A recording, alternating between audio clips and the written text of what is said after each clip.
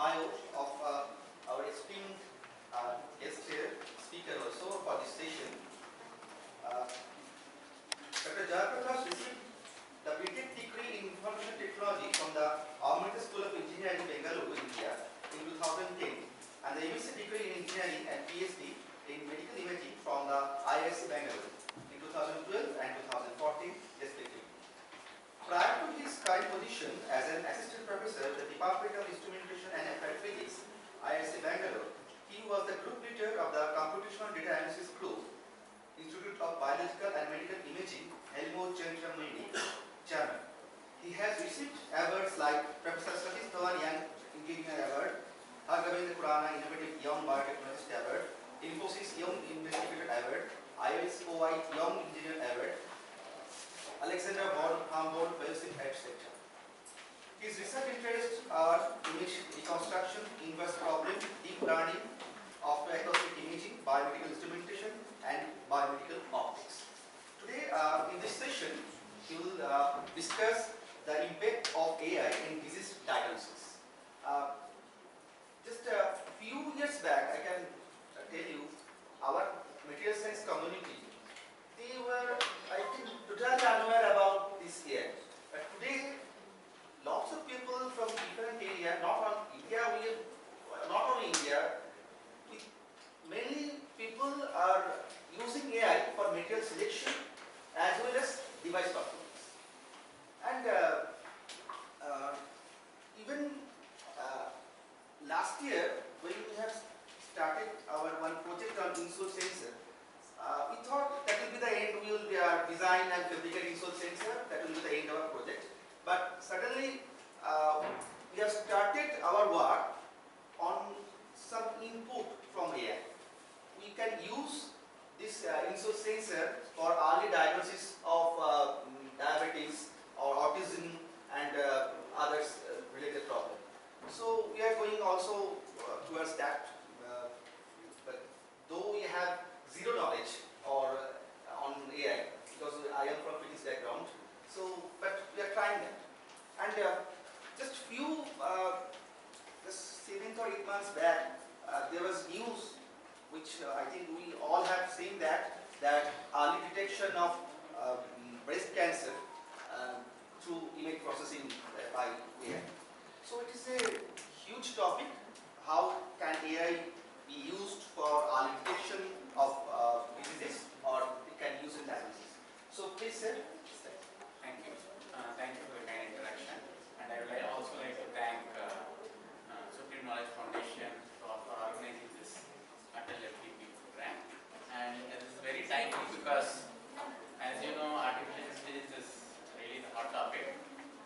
Last year, 2 Nobel Prizes went for artificial intelligence. We are aware.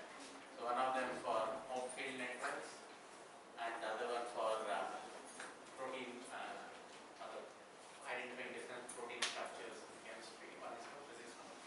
Both went for artificial intelligence. That's why it's a very important and hot topic. So before I start, I would like to introduce where I come from. So I come from this instrumentation applied physics department. So this is the department. Now this department has got renovated and the structure looks very, very different. And when you come to the institute, you can see. And this is the institute I am coming from, which is Indian Institute of Science. And we offer MTech, such as PhD. So you can tell your students to apply for our department. And what do we do? So we work in wide range of topics. We work on quantum computing, bioimaging, and edible electronics. Quantum computing is again another very big hot topic. We have an MTech in quantum technologies program as well, and there is a lot of funding in this domain. Bioimaging, mainly we are working at microscopy to all the little tomography and different scales. And edible electronics, basically we try to use this. We try to fabricate it as a pill which is made of a cellulose layer so that it can get digested as it goes into the body and so on. So there is a lot of fabrication work and physics work that happens. So what is the outline of today's talk? It's going to be, we start off with looking at image, what is the process involved in imaging, and what is artificial intelligence, and I'll try to introduce and bring out the motivation for artificial intelligence, and then deep learning, we go into the mathematics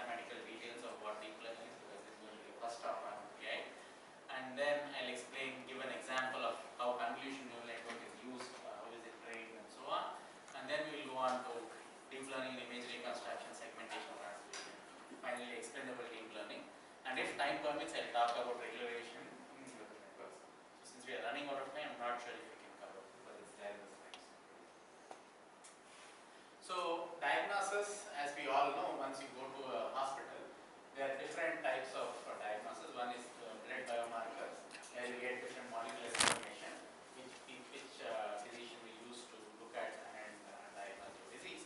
And you also have an imaging-based biomarker. So one is called as pathology, where they take small pieces of your tissue and then they stain it and they try to identify different details from these images. And then finally they generate a report which says what is your lymphocytes, eosinophil, basophil count, and so on. And then that will give you an indication about infection or other disease condition. And alternately, you also have radiology where you have different imaging modalities. So that is by using microscopy. In this case, you use MRI, CT, or PET, or PET MR, and these kind of different scans to look at what is happening in this particular case is the brain image, but this has been newly extended for other images as well. And then they look at the condition, the current conditions, and so on. So, for example, if you look at brain, you can look at glioblastoma, or you can look at mental health, you can look at cerebral small vessel disease, right? And you have white matter hyperintensity, acute, and so on. It's a very big area in brain disease. So they can look at all these conditions in MR, and then they finally give you a report like this. Okay. So now AI has two aspects in healthcare. One is, can I automatically generate this report? Okay, which will reduce the time required by the clinician to write the report, right? Because most of the clinicians are spending a lot of time writing reports, which is kind of waste of their time. So there's one set of people who are asking that question. Okay, if I have these images or an image database, can I automatically generate a template of this report?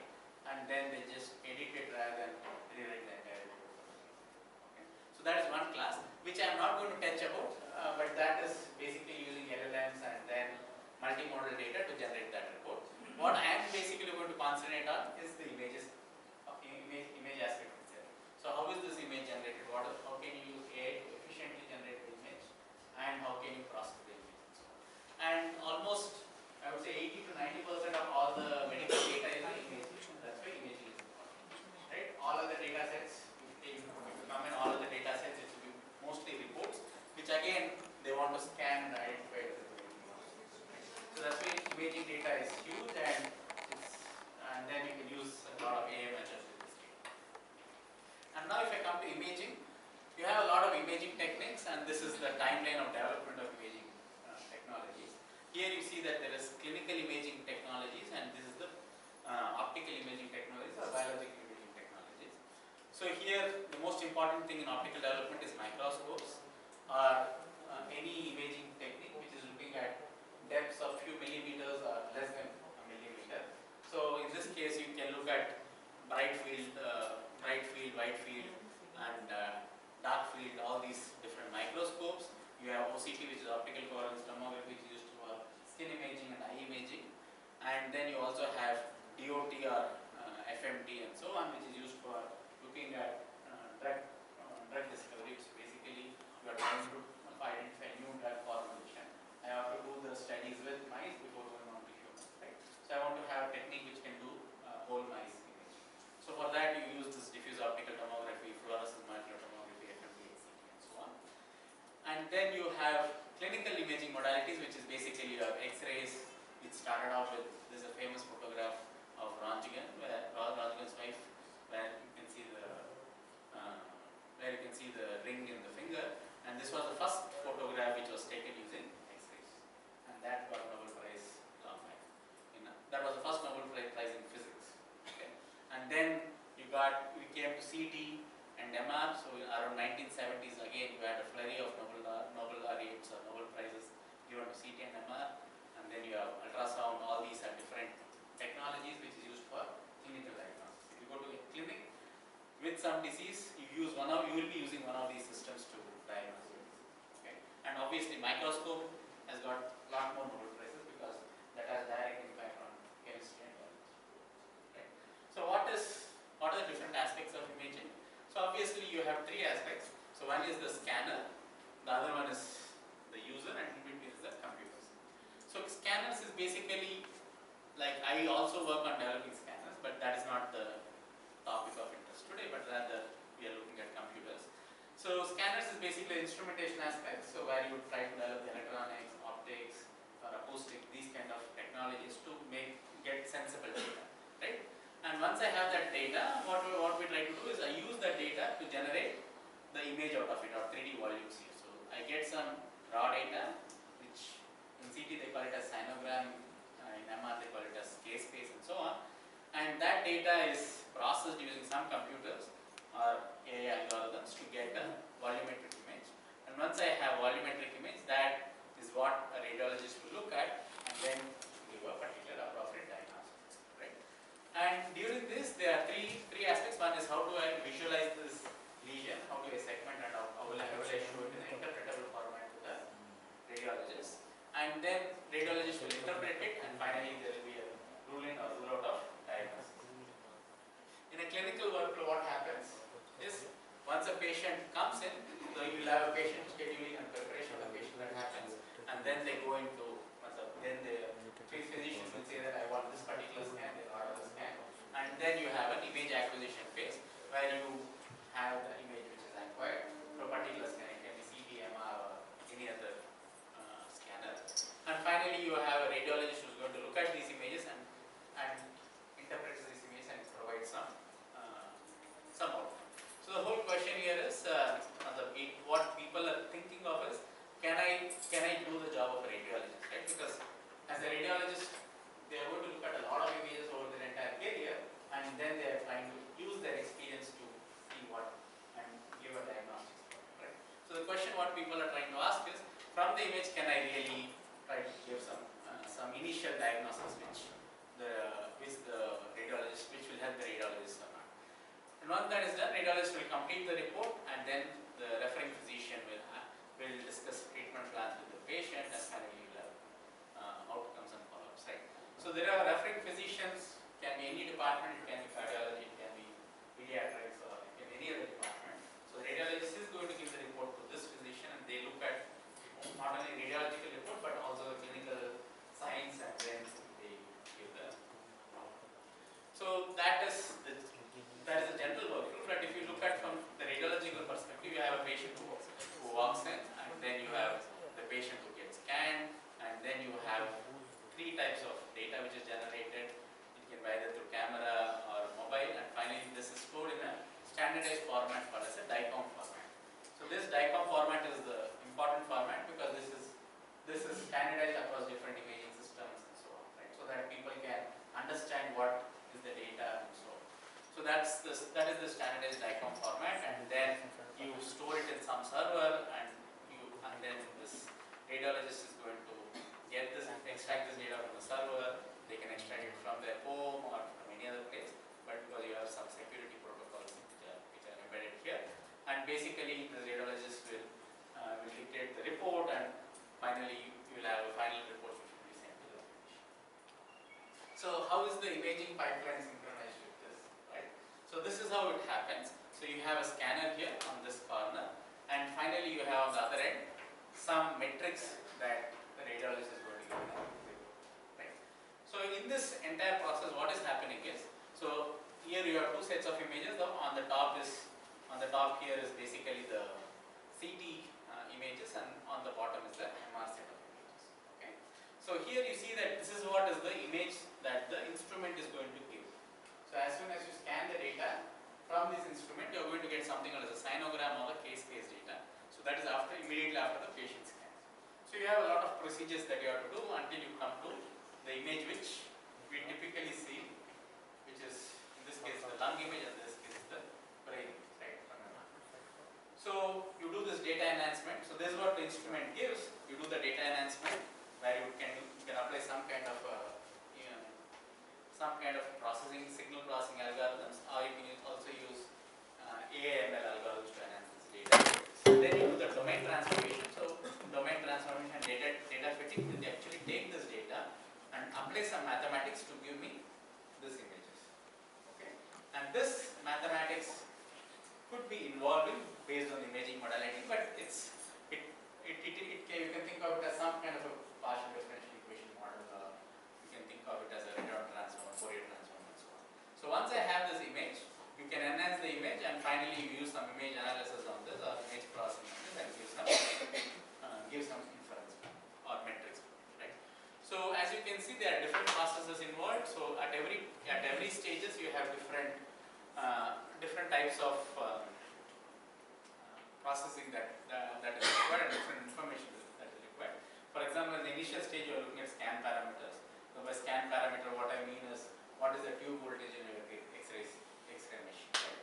So is it 100 keV or 200 keV, or what is that? What is the energy you're talking about? And what is the imaging physics here you are going to use? The imaging geometry or the imaging mathematics to convert this to this image and so on. So in this entire process, you can actually apply deep learning in every stage to improve the pipeline, right?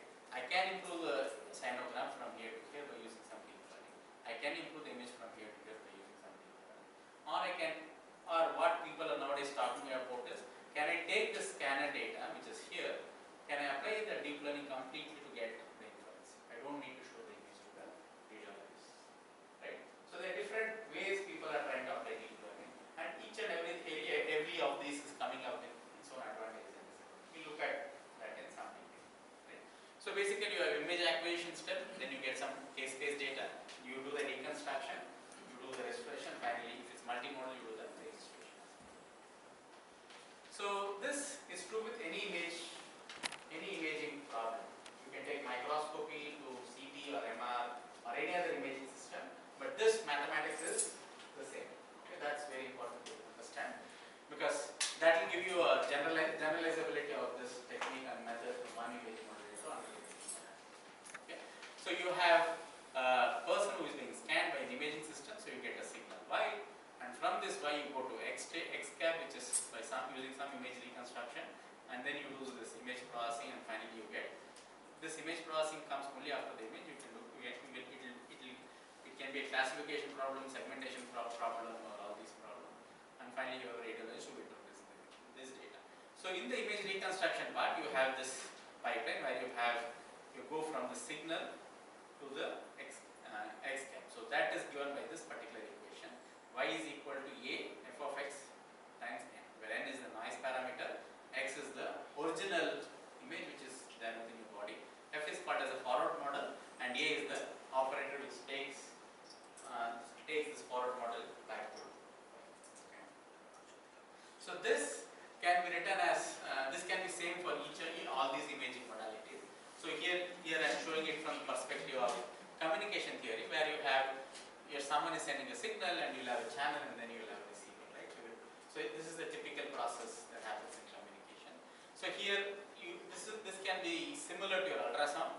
So where you have an ultrasound probe which sends the ultrasound waves, and then you have some anomaly which is going to reflect the ultrasound wave. So the red indicates the ultrasound wave which is going in the forward direction, and blue indicates the ultrasound wave which is getting reflected. So now you look at the reflected ultrasound waves and try to understand what this object is and where this object is using time of flight measurements. And in this case you are looking at source and detector, and this is basically your CT machine where you are doing the tomography or moving the source and detectors and acquiring data from all of these different angles and trying to understand what is the attenuation parameter in the body and so on. And this is for fluorescence. You have different fluorophores, and when you are imaging, obviously these fluorophores are going to be blurrier, and once these are blurrier, how will you get a very good resolution question which people are trying to ask here. So what is the role of AI? AI can be used in acquisition, image reconstruction, visualization, and so on until your treatment process. So now, for us to use AI, we have to understand what AI is, right? So what do you mean by AI? So AI is a bigger area, and under that you have two different topics called machine learning and deep learning, right? So what is machine learning? So machine learning is nothing but any computer program that tries to do a task with a machine. That is what is machine learning. Deep learning is a subset of machine learning where you are looking at neural networks and deep neural networks and so on. And AI is a science that is divided, that is basically looking at making machines do automated tasks in some sense. And image reconstruction, as you can see, there is a very big growth image reconstruction area, but this is true in most of the areas. Most of them are working on AI-based methods and so on. So why did this happen, right? So why didn't AI explode previously? Why is it happening only in the last decade? The reason is very simple. So if you remember, at least when you were in your 2010s or so, memory was very, very expensive, right? If you want to buy a 8 GB or a 256 GB machine, so it was very, very expensive. So what has happened is, so here you can see that over time from 2000 to 2017, the cost of per GB was around $12.4 per GB. It has gone down to $0.004 per GB. So what does that basically mean is that my memory has become very, very compact and very, very cheap. Okay, so I can handle a lot of data. Right? So that is why it has started to. I can store a lot of data, I can retrieve a lot of data, and I can handle a lot of data. And at the same time, what has happened is, in early 2000s, you had the processing power of few megahertz and so on. Now you look at it as going to gigahertz and so on, and nowadays you also have, from 2010, basically you have this GPUs which is used for computing. So the processing power also has increased. So what has happened is, you got both, best of both worlds. You have cheap memory and you have a faster processing power. So that accelerated deep learning. Okay. So now you have different types of deep learnings or machine learning. So if you look at traditional machine learning, so as you keep increasing the data, the model gets saturated. So your accuracy cannot improve. When you are using a smaller neural networks, when the data is very limited, it will perform very well. But as the data starts to increase, a smaller neural network will have less number of parameters, so the accuracy will saturate. In large neural network, once your data is lesser, your large neural network will not perform well because you have less data but a lot of parameters to fit the model, so it's very difficult to perform. So that's why it will perform worse than these two. But as you keep increasing the data, the large neural network or deep neural network will show very good performance. So now let's go into some mathematical details. So if you look at any deep learning or machine learning model, what we are trying to basically do is, you have a set of training data, and this training data has some observations. That xn is the observations, and yes, the subscript n is basically the n observation which you are talking about. So in some sense, I have n images, for example, right? So that is what I am talking about. So you have n images that will act as the set of data for me to train my model. Okay? And here Tn is the target values. So if I say that if I have n images and I classify them as malignant or benign, right? So that is basically the target values which I am talking about. Tn is the classification of whether it is benign or malignant. Okay? So the goal is, I want to build a model such that my t is equal to y of x comma w plus some epsilon. This y is basically the model which I am trying to build, and this model is going to be trained on the observations of the images. Okay, and t is basically the target values. In terms of classification, you are trying to look at whether it is benign or malignant. So once trained, I have my y. If I give any x, I'll get a t. Right. So if I give a new image, I'll get the target value, whether it is benign or malignant. So that is the whole aim of doing this. So you can use a probabilistic perspective or using a predictive distribution of p of t given x. For a given x, I want to identify what is my target. So this is the conditional probability which we are talking about, and that is what is written here in terms of a model equation. Okay. So now, how were people doing it earlier? So people were doing it using a set of feature vectors, or they were extracting feature vectors and identifying it. Okay, before using deep learning. So why was deep learning not used before? The reason it was not used is because we didn't have enough processing power and memory. Okay? So that is the reason people were using tailor-made feature vectors and so on. So how did that happen? So you have a series of input images here, and I extract the features. I use edge detectors, texture contrast, I do some kind of a radio mix, right? And I get a series of feature vectors. And once I have these feature vectors, which is some higher dimensional space, I run a machine learning model to classify it. Okay? So this machine learning model, so you have different types of data. I can use k-means clustering or random forest or different types of machine learning model.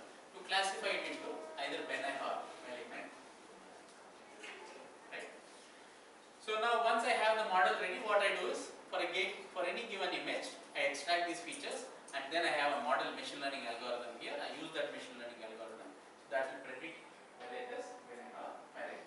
So this was the traditional way of doing it. Okay. So what did deep learning do? Deep learning said, okay, I will do everything. You need not worry about the features. I will figure out what the features are. I will figure out what the values are. And so on. But how did it achieve this? It achieved this with the basic building block called perceptron. Okay. So what is a perceptron? So perceptron is basically given by this particular equation. So you have y of x is equal to f of w transpose phi of x. Okay.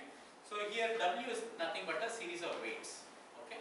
Or you call it as model coefficients or weights. Phi of x is the feature vector that is used to fix some fixed nonlinear transformation, and f is the nonlinear activation. So I'll tell you what is happening here. So basically here, this is what is the mathematical operation that is happening in this particular graph. So here you see that you have a series of inputs. One is basically with w0, phi1 of x is with w1, phi2 of x is with w2. So basically you are multiplying them and adding them. Okay. So you are multiplying these and then adding them up, and then you apply an activation function which is basically a threshold. Okay.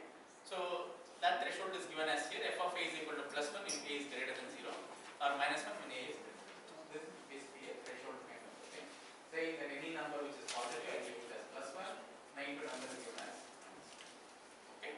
So this entire thing is called as a perceptron. Okay. So now this perceptron can be related to biological neuron. If you have understood, if you have studied how a neuron works. So neuron has something called as a dendrites. So dendrites are basically connections with all other previous neurons and so on. Right? So you have something called as synaptic potential, you have postsynaptic potential and so on. So you have some signal coming from previous neuron, and this signal is getting accumulated or added from all these dendrites in the nucleus of this particular neuron. Okay. Now the question is, if the activation is really strong enough, it will send the signal to the next neuron. If it is not really strong enough, it will just suppress it. So that suppression or sending it to the next neuron is basically done by this activation function, which is basically the threshold. Right? If I have the accumulated signal to be very strong enough, I will send it to the next. If it is not strong enough, I will stop. That is basically the activation function which you are talking. Okay? Is that clear? So that is the whole analogy of our neuron functions under perceptron. Okay? But in the case of perceptron, in this case, if you think about it, this is one neuron, right? But there is a series of neurons that are connected one after the other. Okay? Similarly, you should have a series of perceptrons connected one after the other. That is in a structured fashion or in unstructured fashion. That is what is the issue that we are talking about.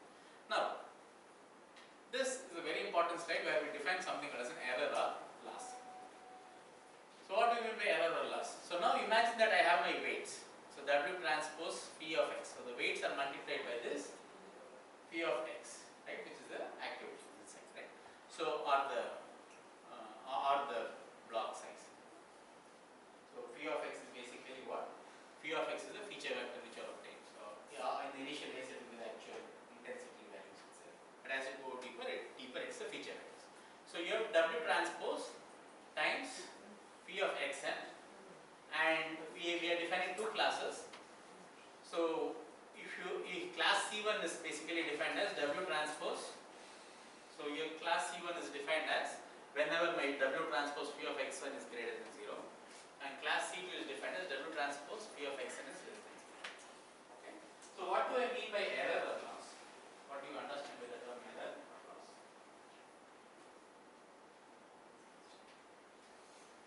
Whenever that condition is violated is what we call it as error or loss. Right? So what I basically mean is, you have W transpose phi of xn greater than 0, but it has been assigned class 2. Right? That is an error. Okay. Or similarly, my W transpose phi of xn is greater than 0, but it has been assigned class 1. Right? So all these are errors that we are looking at. Okay.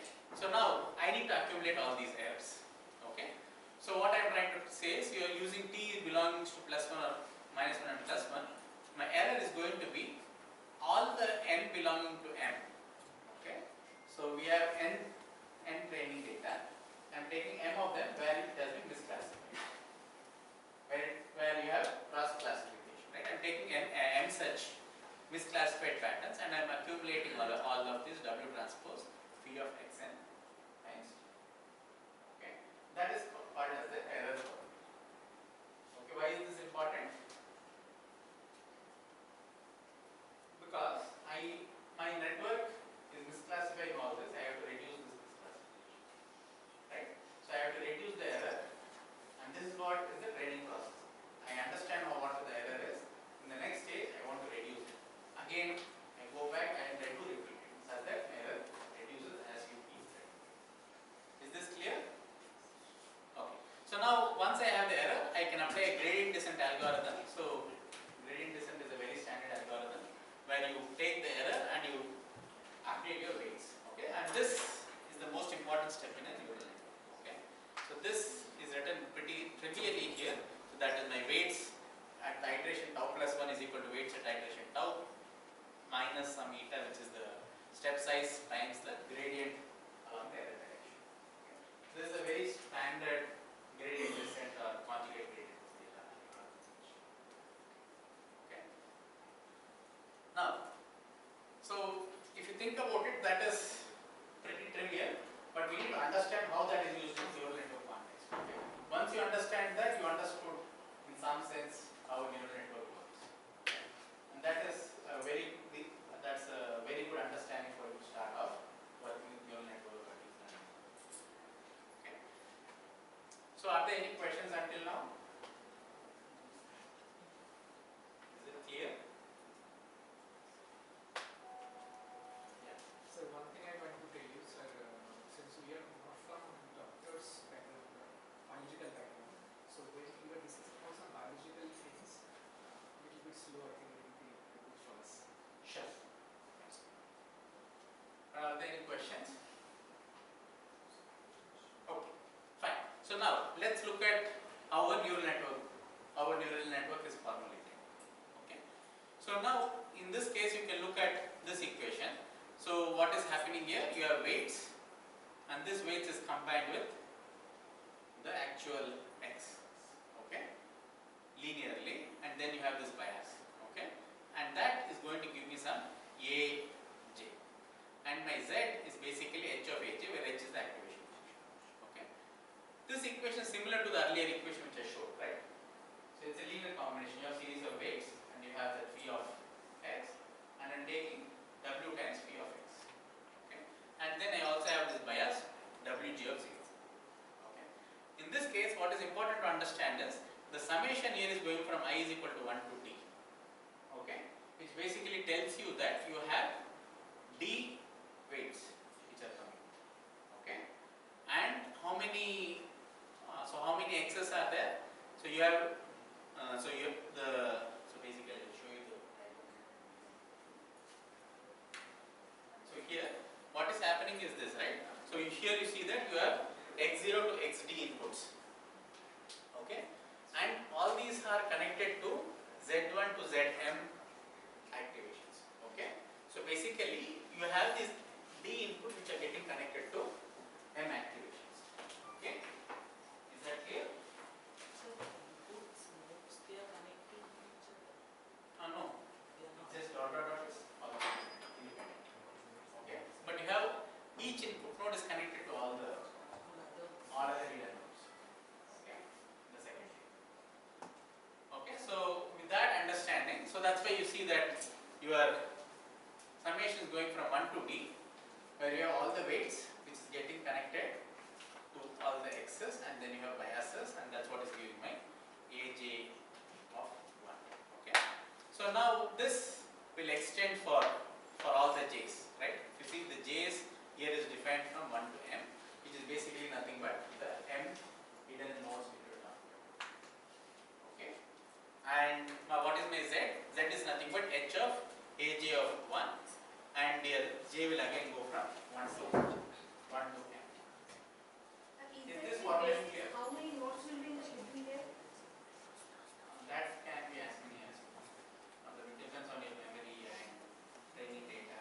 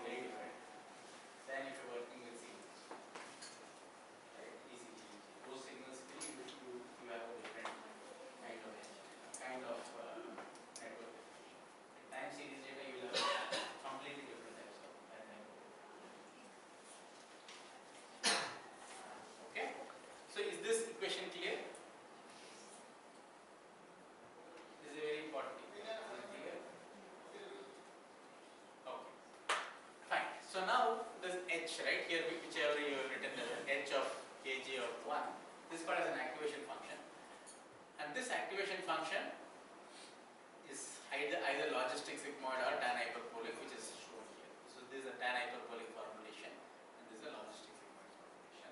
Nowadays people also, a lot of people now are using something called the ReLU distribution function, which is nothing but thresholding and then the negative values and then you have a linear function. Or you have leaky ReLU or ALU, you have a lot of variations for. But basically what we are trying to do is, whatever is the linear combination of all this, that is what is sent to the activation function. And based on the functional form, we're going to get some. Okay, is that clear? Okay. So now this is in the layer 2. So in the after layer 1 we get a series of z's. Correct? Where z is going from 1 to n, and then you have z0 which is the bias. Okay. So then here you see that I have, again I take weights and then I get a linear combination of all the weights times all the node values, right, from 1 to m, and then I have W0, WK0 of 2, which is basically the bias from the bias. Okay. And that is going to give me AK2, and then again you apply an activation function sigma on AK2 and then you get y. Okay. And here in the, how many layers are there in the next? How many nodes are there in the next layer?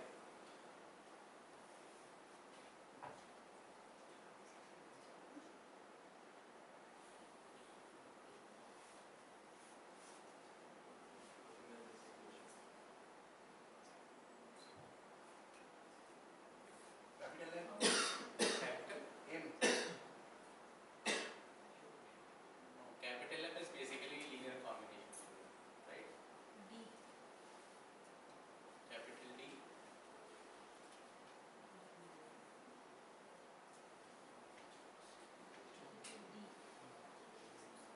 So finally, if you see, right, what is important is yk, right? The subscript k indicates how many nodes are there. So in this case, k is 1 to capital K. In the previous slide, it was zj, right? J was 1 to m. Okay. The input layer is 1 to d. Is that making sense? So you have d inputs, and that is converted to m hidden layers. Okay, because my output here is aj. Okay, so that's why I'm having summation with respect to d, but my subscript here is j, so that I get a series of j's. That j is equal to 1 to m can be decided by you. You can say that I need only 5 comma, so m will be 5. If m is 6, then it will be 6. That is what is defined by the architecture which you try to do. Okay. And similarly, in this case, it's AK of 2. You see, right? And summation is going to from j is equal to 1 to m because you have m hidden layers, which has been decided from the previous last formulation, right? Because here we decided aj to from j is equal to 1 to m. That's why here the summation is going from j is equal to 1 to m. Is this clear? Yes, sir. Okay. So now you have k, which is going to go from k is equal to 1 to k, and then again you are applying an activation function. Finally, you get yk. So now this is the overall formulation which you will try to get. So here what is happening is, you have in the first layer I have x, and then I have d such inputs. So I do this weighted combination, and then I get aj, where j is going to go from 1 to m, right? After an activation of h, right? So this is after activation it's Vj of x or zj, zj which you can say, and then you have m such layers, so you have summation going from 0 to m, and then you apply an activation sigma, and then you get yk, the k is 0, 1 to k. Is this clear? Are there any questions here?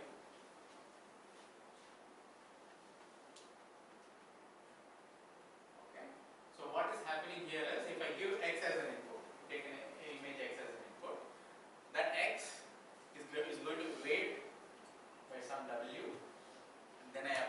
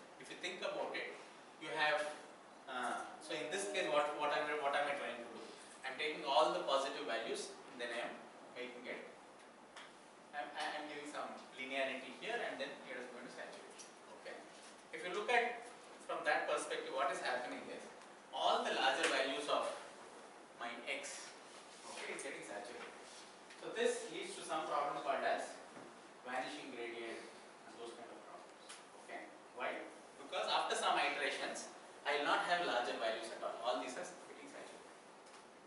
Okay. So if you are coming up with that problem, then it's better to change your activation. Right. So then you go to ReLU where you are saying that okay, it's going to be constant and then it will be linear. I will have the all the higher values. Okay. It's all about when you're training the network, you see how is the convergence and so on, and then you try to modify it. So is there any way to understand whether vanishing gradient is happening just by looking at the prediction, looking at the accuracy or something like that? That means how could one, when I run a program, how could I understand that vanishing gradient is actually happening? The weights are not changing a lot because you don't have any gradient. If you think about it, right? I told you here, right? My weights should get updated with my error. Correct? But my weights are not changing. That means that is going to converge at that point. Yeah. Okay, but still your predictions are not accurate. Okay, that's one way of. So the only solution is to change the activation function. One of the solutions, there are other solutions also. People use something called as dropout.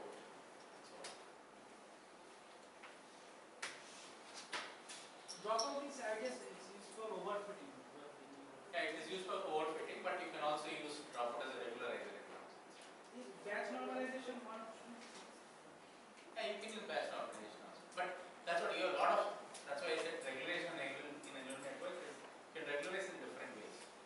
Like you can change the loss function. There are a lot of things which you can do.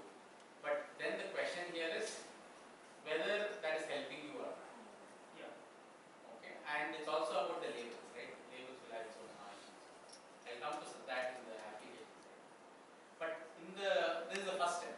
You understand how to build the network. Okay, once you know how this is, then you can fine tune it and all those stuff. But also, right? So most of the things are data driven. You don't understand how it goes. That's also a big problem.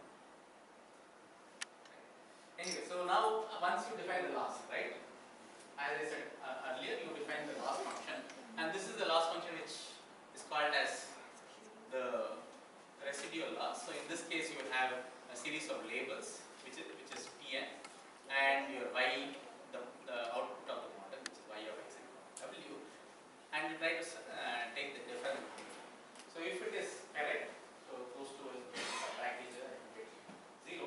If it is not correct, so then you will have the as misclassified set, and then that will come up with your error. Okay, and then I want to minimize this error, and then I can define a more probabilistic interpretation of how I can minimize this error and so on, which is basically I take. So this is a Gaussian distribution. So here Gaussian distribution with variance as beta inverse. This is the inverse variance, and this y of x comma w is indicated as the mean, and then I take a series of sets. So as I said, I have n labels. So I take t1 up to tn, and the corresponding inputs are x1 up to xn. So what is going to happen is all these Gaussians are getting, all these Gaussian distributions are going to get multiplied. So now think about it. So what is a Gaussian function? How do you define Gaussian function?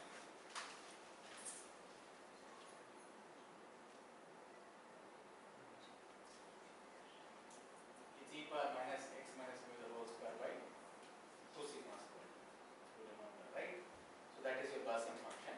So if you think about that, so if I take all the Gaussians together, what is going to happen? This is multiplication. Okay?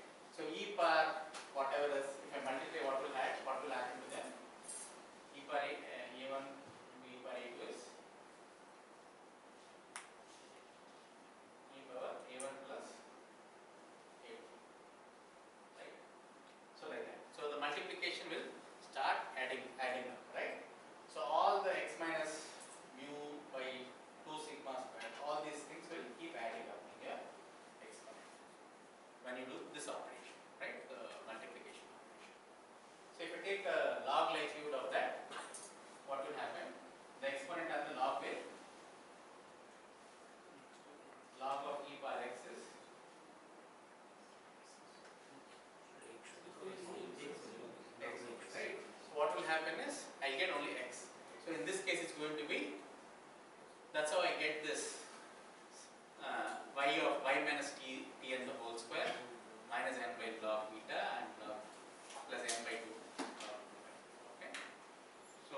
basically what is happening here is,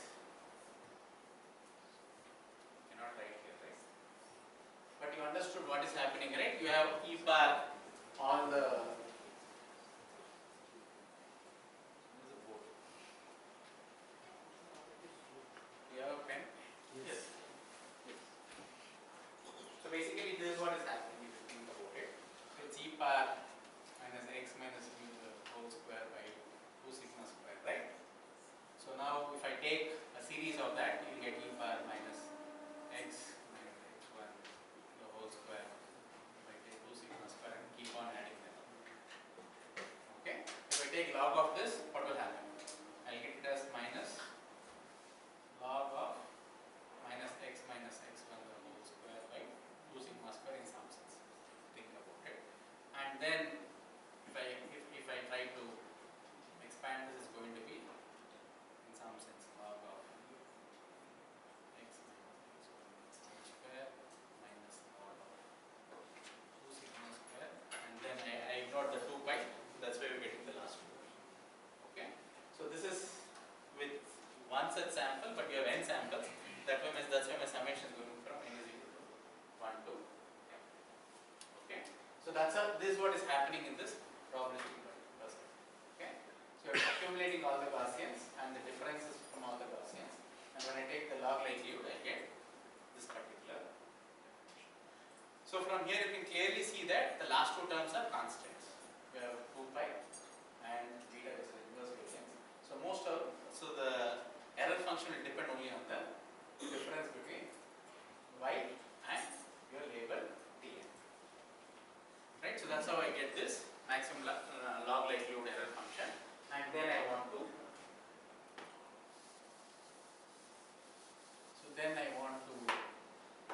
just maximize this and get the weights. So my weights is going to be by minimizing E of W with respect to W, right? So if I want to minimize this, what will I do? I take a, if I want to minimize anything, what should I do? Take the first order differentiation. So first order differentiation. Right, make it clear. So that's what we want to do here. Yeah. So what? Yeah, this is the same thing.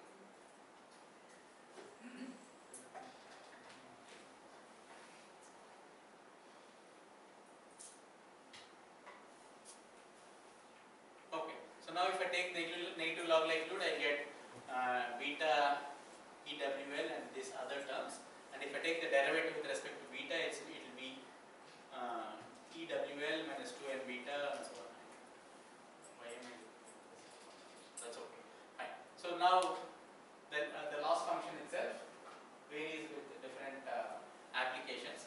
So for example, if I am looking at regression, so my loss function is going to be sum of squares between the errors, right? So that is basically the Gaussian which I just explained. In the case of binary classifications, it comes to something like this cross entropy.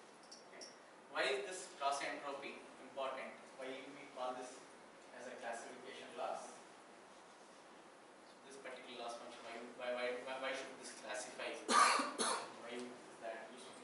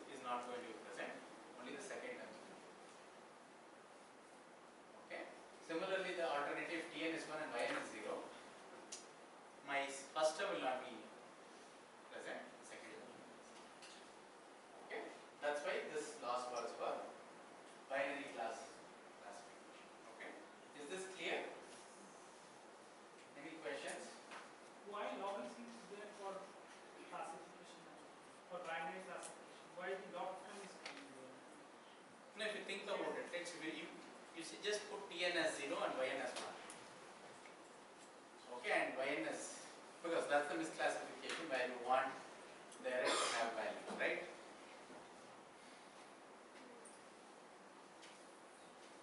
I mean, you understand, your error should have values ka matlab, whenever you have, so when your Tn is 0 and Yn is 1, what will be this value?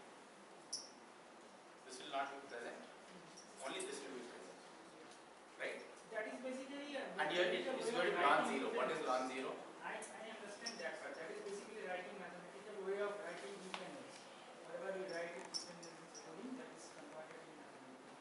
But my question is why ln log is used specifically here? I mean, we could have used any other functions also.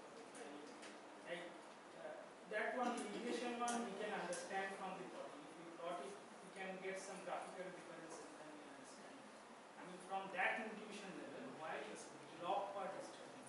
No, see, what is the derivative of log?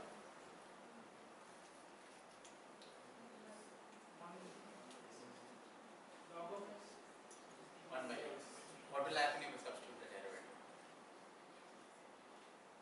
so for the sake of derivation, as we are doing the derivation for the back propagation. Back propagation, then what will happen? It's very easy to handle this.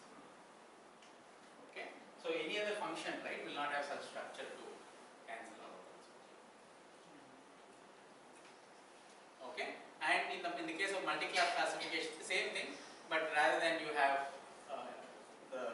just the inverse set, I am going to have summation or n is equal to 1 to k and n is 1 to n and 1 k is equal to 1 to k Tn log. This is the basic entropy definition where you are accumulating entropies across all the classes.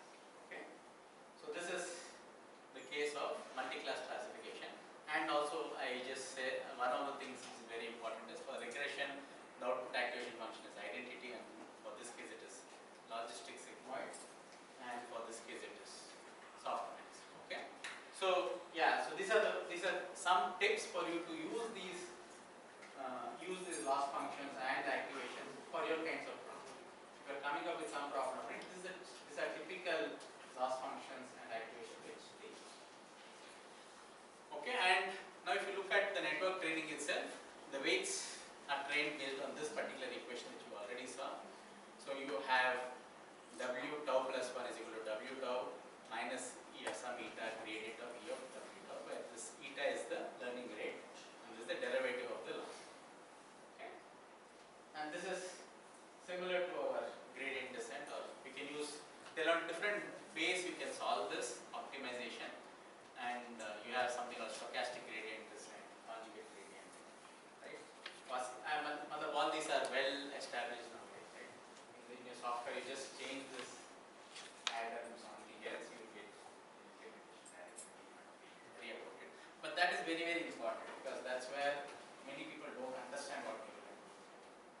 Because most of them are implementing it, but they don't go into the details of what a cost function is, how we go to minimize it. Okay.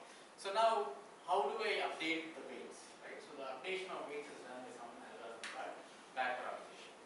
So what happens is, if I want to update the weights, there are two stages. One is evaluate the derivatives of the error with respect to weights, and then you get this delta E of W, and then you back propagate this error to the network and use this derivative to adjust the weights based on the number of samples.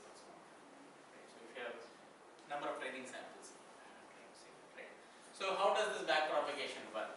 Okay, this is not complex, but it's a bit. There is some tricky math here, not a complex math, but it's tricky to understand. Okay. So what is happening here is you have this error function which is defined as E of W, which is basically summation n is equal to 1 to capital En of W, where En is indicating the error with respect to each training set. Right? You have n such training data, so you are accumulating all the errors and you are writing it as E of W. Okay? So your Y is going to be summation of I over all the edge Wk I xi. So this is basically your linear combination of all your x's with your nodes. Okay?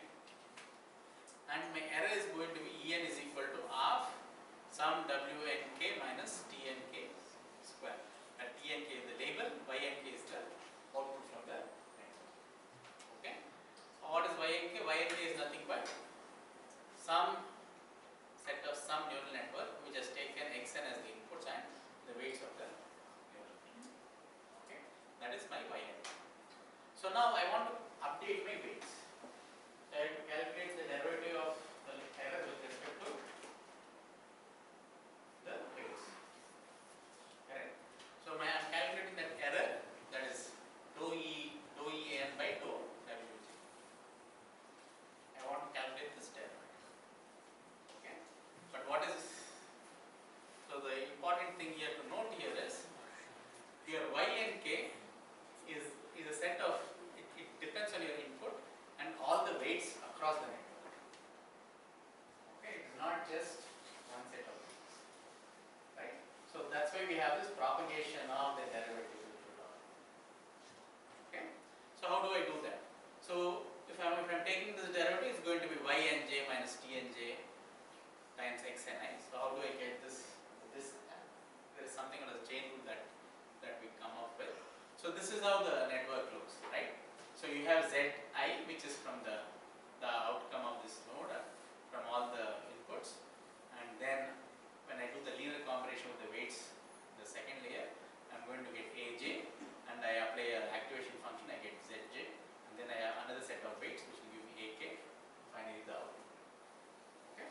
So now what am I trying to do? I have to calculate dou En by dou Wji. If you want to do that, Wji is in this layer, right? My error is in this layer. Correct? So I need to go through Ak, Wjk and Aij before I reach the weights. Is that clear?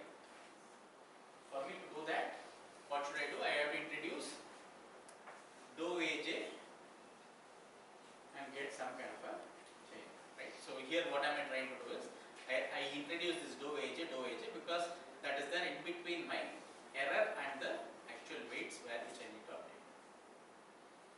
Is that clear? Any questions here? Any questions here? Is this clear why Aj is coming up here or not?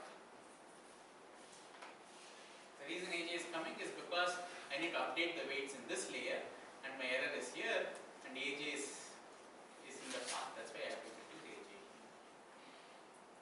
Okay. So now this dou En by dou Aj can be written as delta J and dou Aj by dou Wji can be written as some Zi. So this is coming as Zi because of this equation. You see this equation here. Aj is equal to summation of over weights and Zi. So if I take the derivative with respect to Wji, I get only Zi because the linear function. Okay.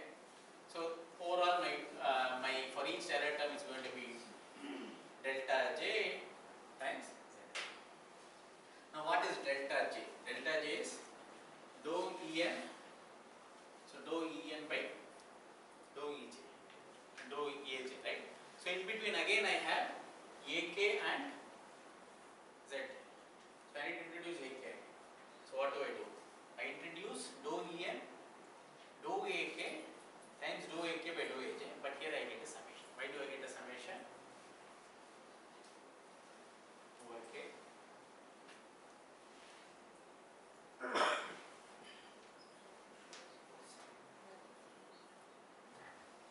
Because the error here is coming because of all these nodes here, right? And that is what is supposed to propagate.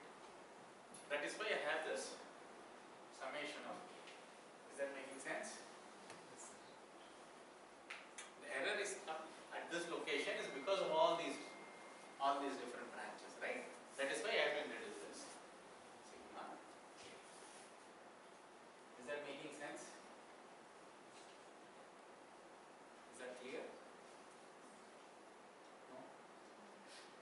So basically what is happening here is, so you have some input X, you have series of weights, and finally you get some output Y. Correct? Now the important thing to understand is I can only define my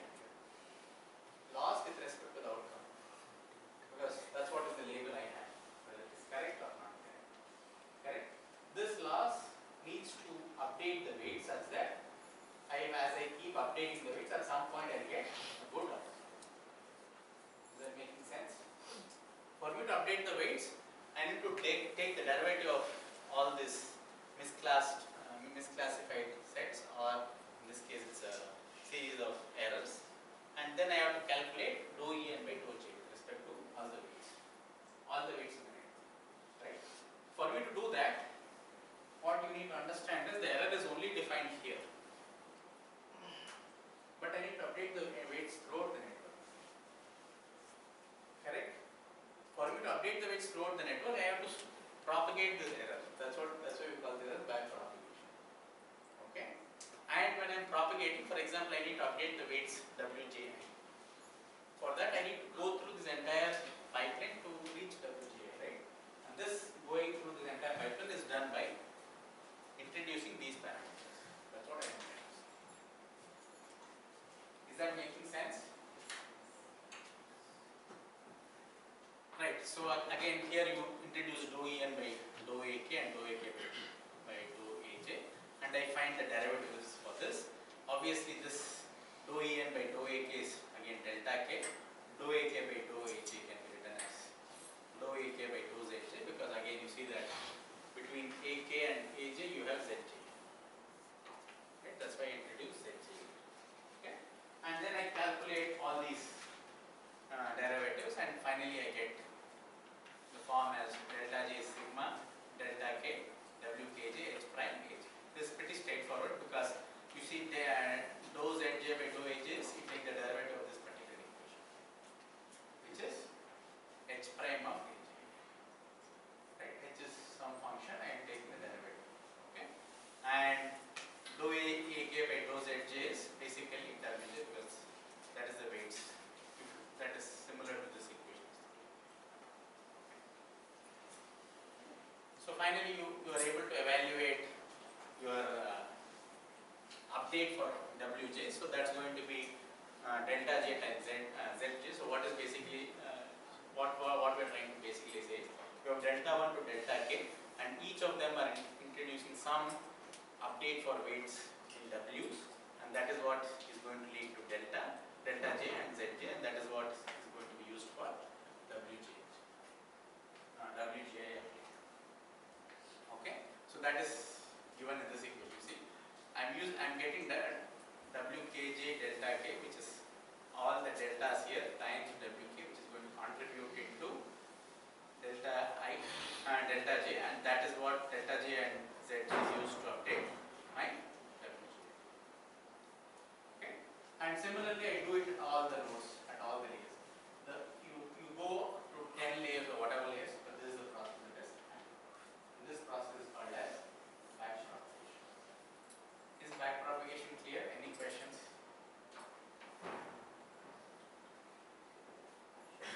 Okay. So if my network is not fully connected, in that case also, as we are summing up the errors, suppose some weights it has no reflect on other errors and vice versa. In that case also this generic will. No, this is the same thing will work, but in that case the summation will not have all the So that part will be only executed. So that will be there in the memory, and then we will execute only those summations which are connected. But this is the general framework. Okay? Fine. So once I have this update with respect to W weights, I can calculate W tau plus 1, which is W tau minus eta, where eta is the learning rate times the derivative. Okay? So now this is the whole mathematics of deep learning, you could say. And there's some more newer models called attention and so on. I'm not going to that. But if you understand this, you can start off with deep learning and do something. Okay? Now let's come up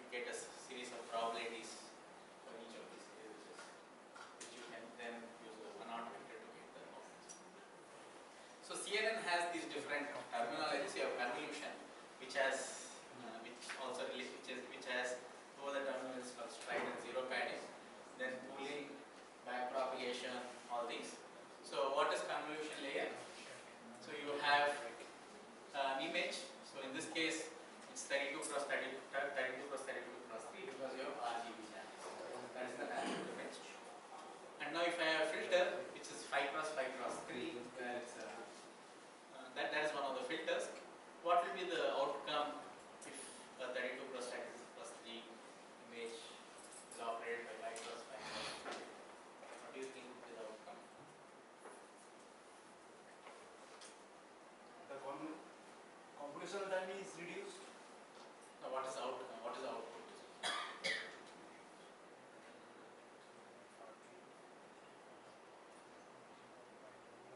Have you heard of convolution operation? So basically the output is going to be 28 plus 28 plus 1. The reason is, so this is 5 cross 5 cross 3. So as you can see, if you start from here, you can only fit, because the 5 cross 5 cross 3, you have to remove 2 from both sides, from all the sides. Right? Only then you will be able to do the convolution operations correctly. Okay? That's why when I do a convolution of 32 cross 32 cross 3 with 5 cross 5 cross 3, I'll get an outcome as 28 plus 28 plus 1. Okay? And now if you do it with 7 cross 7 cross 3, it's going to reduce 4 4 on each side. Okay? What is the ideal size for an image? Means you can do pre-processing, right? So what is the ideal size or dimension for any image or any filter?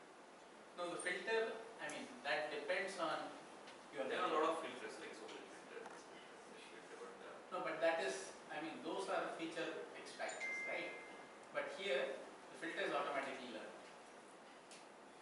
In the do you have to do some pre-processing to come to this or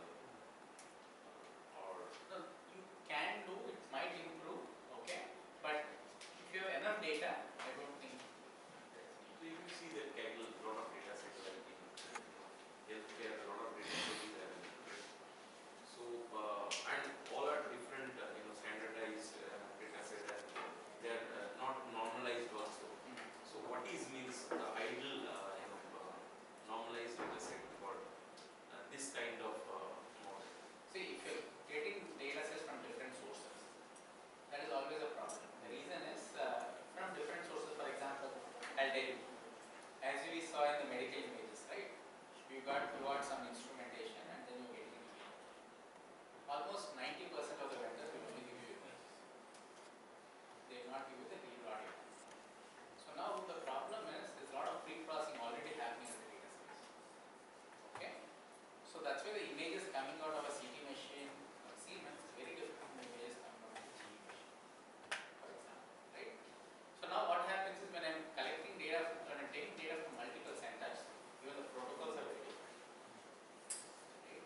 So if I'm developing a deep learning algorithm for one machine, there is very high likely chances that it will fail in the other machine, because the features which it is looking at in one of the machines is very different from the features which is That's why we take a lot of different models also and trade like ResNet, VGNet, mobile.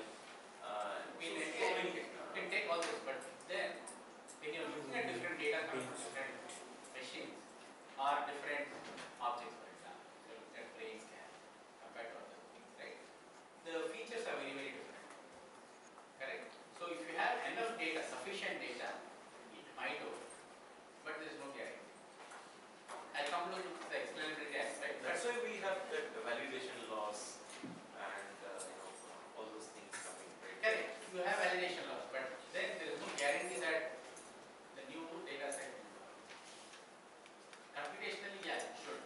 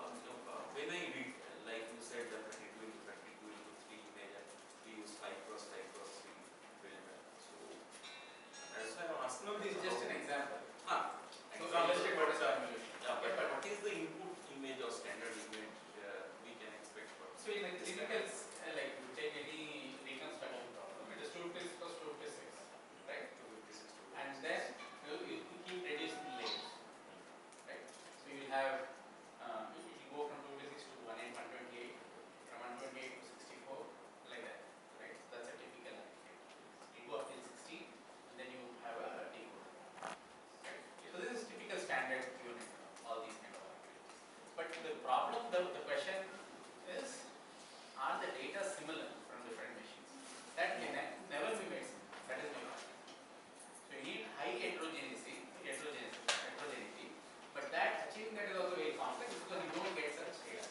But is it a R&D problem? Is it a space trial and error method that you choose 5 models and you choose 5 data set and keep on doing and finally get a desirable result, or there is a because I'm talking about the major challenges with training data set, testing data set, and when we train a model, test a model, and finally come to a live image. For example, you give a project and I collect the image and I fit into the In my model. That is experience, a challenge, right? in my experience, none of the models work. None of the If you models. go to clinical, Yeah, because I have done some DST projects. These are the challenges. Sorry for interrupting you. We can continue that after the end of the session. so, but what is the convolution operation? The convolution operations is basically you apply a filter on every block. Right? This is the basic convolution operation. You have some A, B, C, D. This is an input image and this is a kernel. You see that this kernel is getting multiplied, and then you get AW plus BX plus EY plus ZF, and then you get one pixel and so on. You keep moving it and you get the difference. This is the convolution operation that is happening. Right? So this is a in convolution, this is the operation that is happening in the background. And then if I have 6 such filters, 5 cross 5 cross 3 filters, so my 32 cross 32 cross 3 is going to become 28 cross 28 plus 6. Okay? And if I have 10 5 cross 5 cross 6 filters, it's going to become, the second layer is going to be 24 cross 24 cross 10, and so on. Right? So you can see that you are applying convolution and also the railway activation function in this class. Right? And you also look at stride. Stride is basically if you want to do it continuously or you want to skip something in between. Okay. And zero padding is to increase the size of the image such that you retain the same dimension. Okay. So in this case, you have zero padded the entire image with a series of zeros, and you see that the size of the image will still remain the same. Okay. Yeah. So I'll just skip this. Yeah. Pooling is basically this is how you try to reduce the dimension as you go deeper. Right. So you have max pooling. You take a series of 2 cross 2 and you find the maximum value, and then you get 20, 30, 112, 37, and so on. In the case of average pooling, you add them up and divide them by right. And yeah, so that is the downsampling. You have 24 plus 224, and your downsampling is come to 112 moles. So max pooling, yeah, you take this all these are color coded. So within that color coded region, what is the maximum value? The first, the red color one it is 6, the green color means 8, and so on. So that's how you get that. Yeah. So AlexNet this is the one of the initial networks that accelerated the area of deep learning. So it is around 11 layers, and this has all these same operators: convolution, max pooling, and stride, and all these. Right. So you have a series of layers, and then inputs at one end, and all defined, and you train and you update the weights. Okay. But the training, the backpropagation part is the same. That's very important. The backpropagation part is the same. Okay, and regarding the activation functions, you have many activation functions. As I told you, sigmoid, tan hyperbolic, ReLU, as I said, it's linear here. Leaky ReLU, you have some, you give some leeway here, and then it's linear, and you have ReLU which is defined. Okay. So this is the activation function which you are applying after you get the summation with the weights and the features and add the biases. Okay, so weight initialization, if you initialize all with 0, this is not recommended. Some random numbers is not recommended. What you typically try to do is you draw a Gaussian distribution with a certain standard deviation, so that you develop a feed forward network, and then you try to update it. Okay. So a simple neural network is you have input layer, you have series of hidden layers, and then an output layer. So now you can have a multiple hidden set of hidden layers, and you can go however deep you want. Okay, so how does this actually work?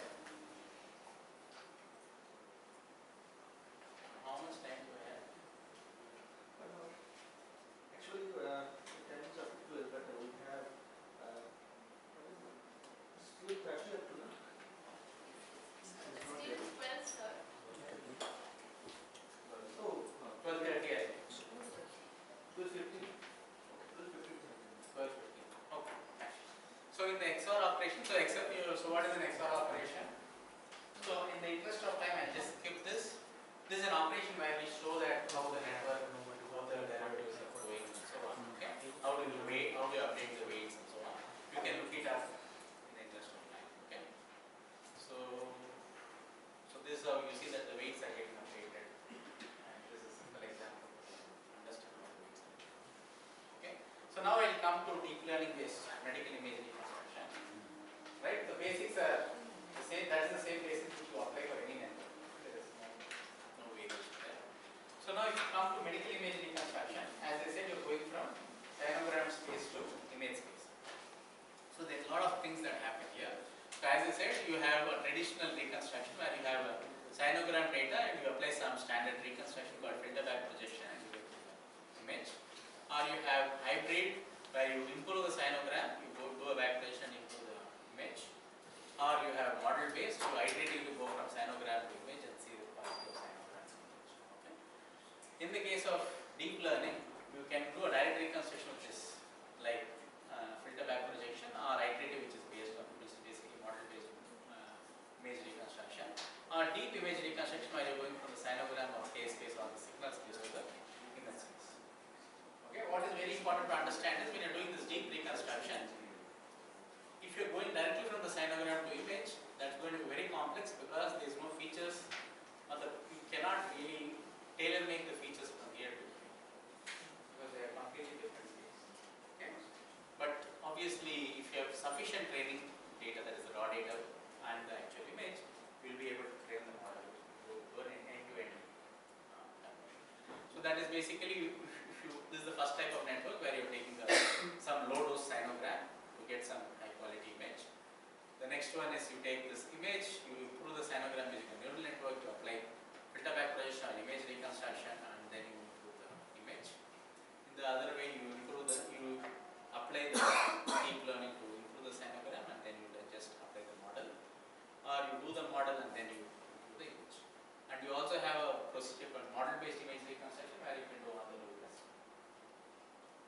Okay, and this is why deep learning is important, because as you can see in MR machine, it takes a lot of time to scan the patient. Okay? So you want to avoid the scanning, you want to do it with lesser data, you can use deep learning based methods to do it. So here you see that this is the reference image with such undersampled data, and this is the automap. Automap is it was a very famous algorithm in 2018. It used a lot of data and so on, and this is the reconstruction which you get with this undersampled data. And this is the conventional, and then this is the error versus conventional is basically a model-based reconstruction. As you can see, the error with automap is much lesser compared to the error with conventional. Yeah, but this was in 2018. But nowadays, I mean, I just show another slides where I have shown that automap also fails a lot. And this is in CT. So this is again for different dosages. As you can see, this is for different patients, and this is 200 MAs is basically the amount of dose that is being deposited on the patient, and there is FPP all this is FPP with 200, and this is 10 MAs, and this IRL net with 10 MAs, 30 MAs, and so on. As you can see for different patients, we have a lot of so in this region you have a lot of noise with FPP, and that is what is zoomed in here. And with IRL net you have very lesser noise compared to FPP. And by doing this, what is happening is you are depositing lesser dose on the patient. That is very, very important, right? Because you don't want a lot of dose to be deposited on the patient.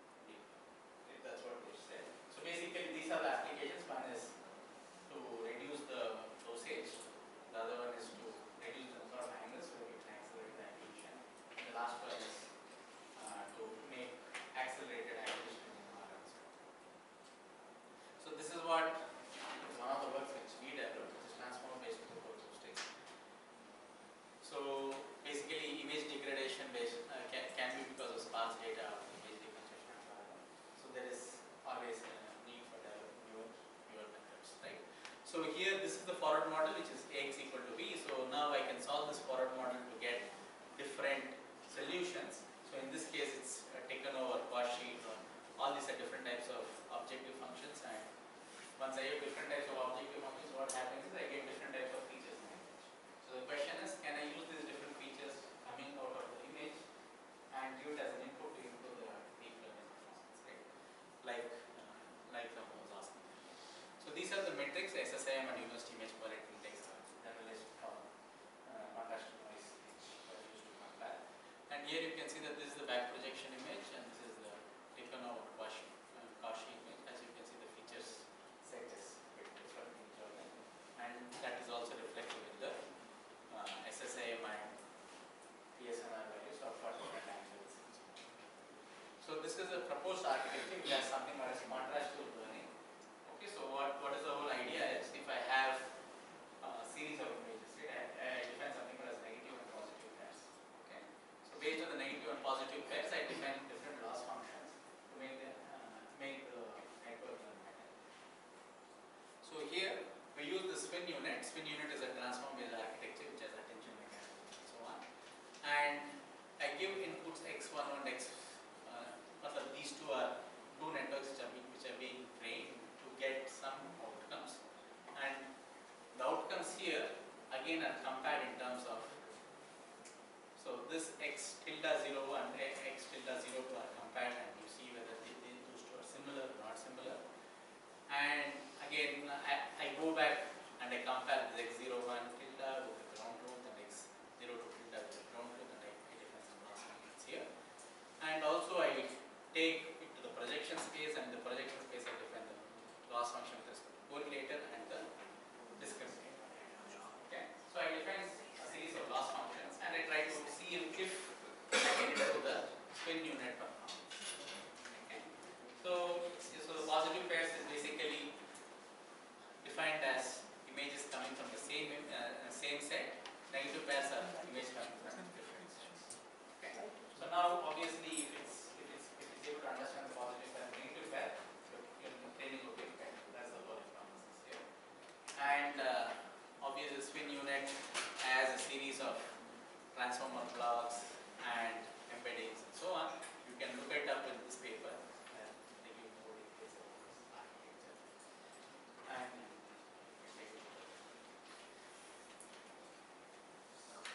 okay, and you have a series of transformer blocks here. And these are the data sets which we tested on Fundus data set and in vivo mice data set. This is the training validation test that we did, and the results were reasonably accurate. So I don't want to go into the details of it in this short time. Okay, but spin unit performed reasonably well. Okay, so the whole idea here is the modern networks which are coming up, which is based on transformers and so on. But what you need to understand is all these, the hypothesis is the same. All these relies on backpropagation on those. And deep learning is also being used for medical image segmentation. I think you will hear more about this in Day's talk as well. So I'll just give you three networks which are very classical. So one is the unit for cell segmentation. So this is a very standard network, and this paper has got almost about 50,000-60,000 citations in 2 years. And this is basically used for, and this is used for a lot of applications, not only cell, but it's used across medical imaging and so on. This was initially developed to segment different types of cells, then also to identify different classes and so on. And this is another model which is used for image segmentation. So you have a series of images, and then you have a feature, you'll have a CNN-based feature extractor, and then you optimize between the SGD and so on, and finally you have an output prediction. So this, you have an MRI image, and then you do a semantics CNN, and finally you get these segmentation. So this, obviously you get these tumors and so on, right? So this is used a lot in different applications. In neuro, at least, you have a lot of applications. You have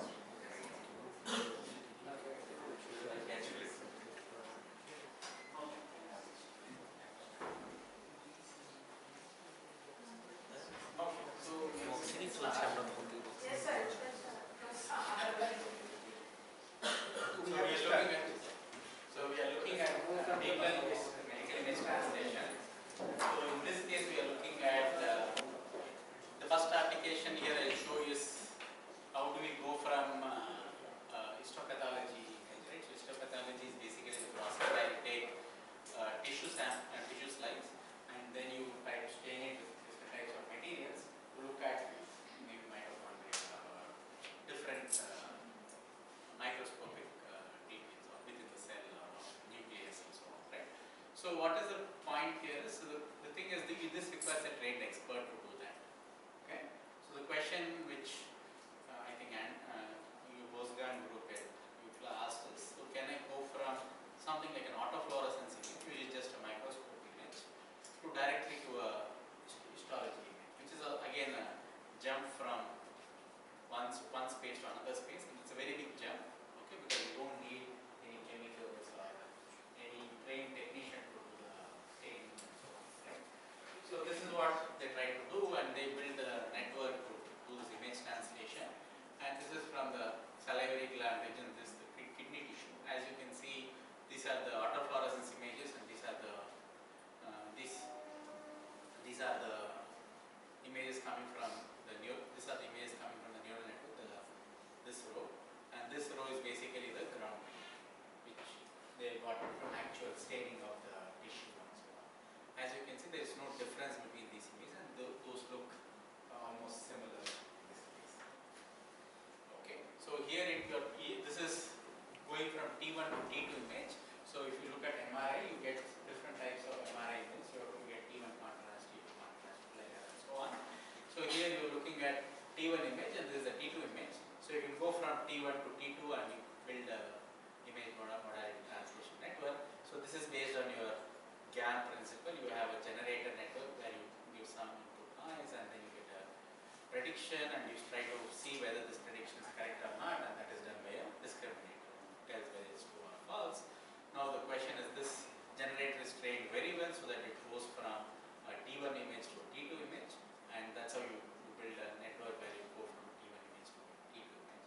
And these two are related from the physics perspective also, because both are in some sense relaxation times in MRI. Okay, do that. And this is from different data sets which has been tried, that is Brad's, LSEG 2017 and so on. And these are the inputs input T1 images, and these are the real T2 weighted images, and these are the networks, that is image translation network with L1 C GAN and L1 plus C GAN. Here you see that you have a decent representation of the image that you are getting from image translation network to the real image. And this is how you transfer from one model to another. So both are MRI here, and people also have tried to do from MRI to CT as well. So here you are looking at MRI images, and this is the second row, second column indicates the real CT image, and you have unit, GAN, cycle GAN, and so on, which tries to give you the CT image. And what is very important to understand here is, this is attention map, which shows the regions the network is looking at. Okay, and here you can see that most of the places it is looking at the bone region and so on, which makes sense because from the MRI we are trying to go to a CT scan. A CT scan looks at bones and so on.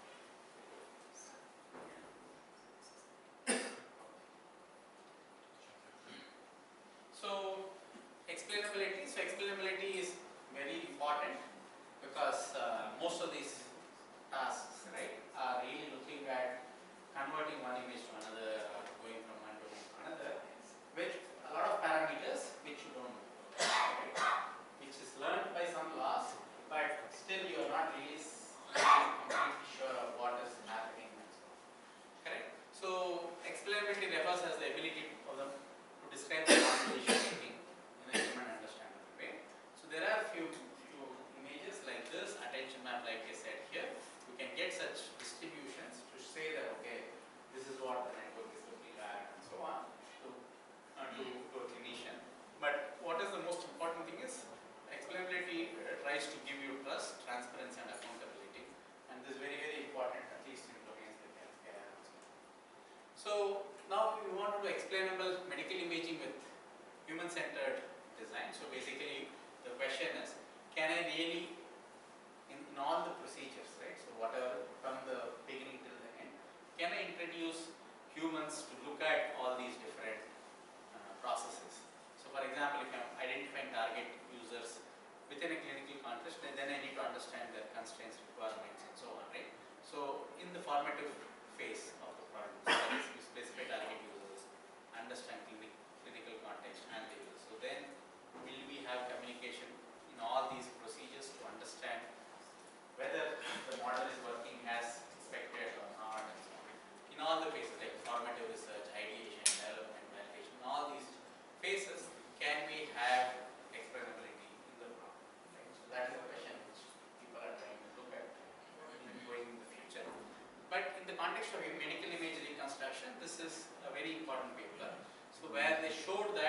imagine that you have, this is the original image.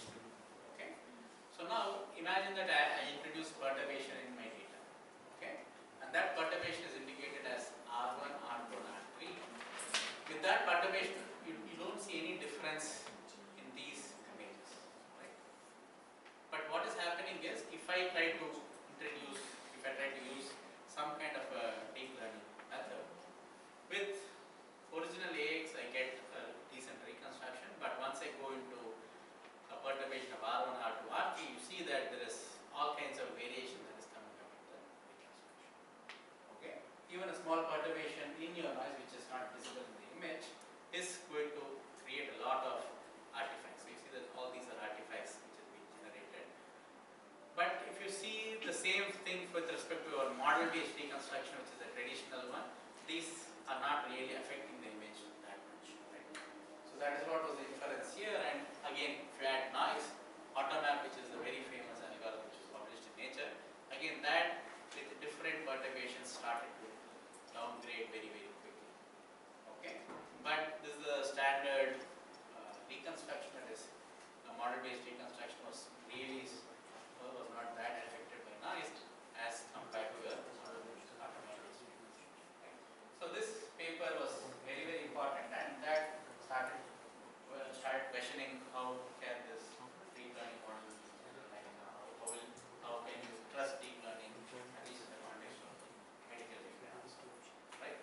So now, why is explainability important in at least in image recognition? So basically it's because at different stages you have data governance, algorithm robustness, you have a lot of stakeholders and so on, right? So what is very important to understand is at each stage you are looking at different aspects. In the data governance you are looking at data quality, data management, right? In the algorithm phase you are looking at adversarial attack, fairness, explainability and so on.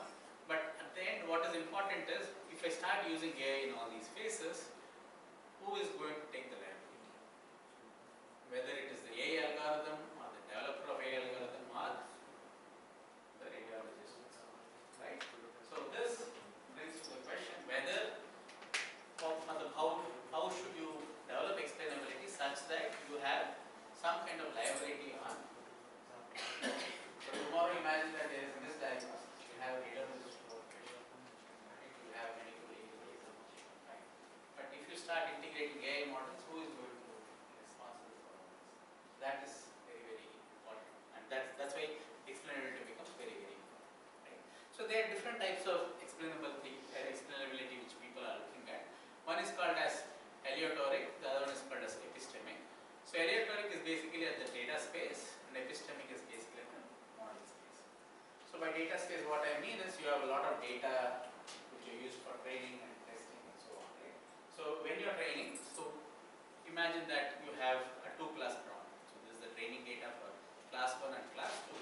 You see that there is a lot of data uncertainty in this region. It is a mixed class that is happening. Correct? So this is what is called as data uncertainty at this region. In case of model uncertainty, you are really looking at the case where you have a clean distribution of 2 data sets, but you have some new class that is coming up into the top, which is called as out of distribution. Okay. And now, as you can see here, you have this region, you have low aleatoric uncertainty, and this region you have high aleatoric uncertainty. That is more or less clear, because in this case there is a very good fit with that particular functional form, but here it doesn't fit very well because the data is really spread out, right?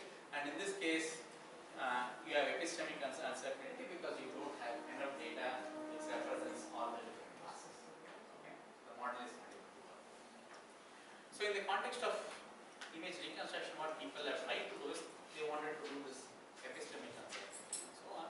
So you have an MRI machine, you have got the data, and then you do reconstruction. So the question is, after reconstruction, they wanted to try to generate a risk map which gives you some kind of explainability of whether things work or it got failed and so on. Right? So how do I generate this risk map is the question people wanted to ask. So how did they try to do it? Is basically they took a Gaussian distribution and they tried to sample this Gaussian distribution and try to get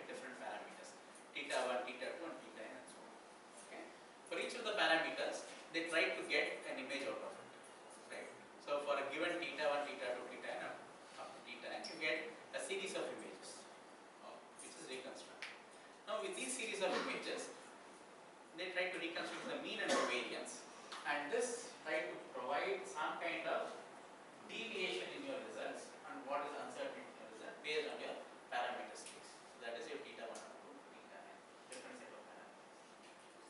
So now what they tested this with a case called single and multi-coil case. Single coil is in an MRI machine, you have acquiring the data with just one coil, so the data quality is not really, data quality is not as good as multi-coil case. In multi-coil case, you are getting signals from different coils during acquisition.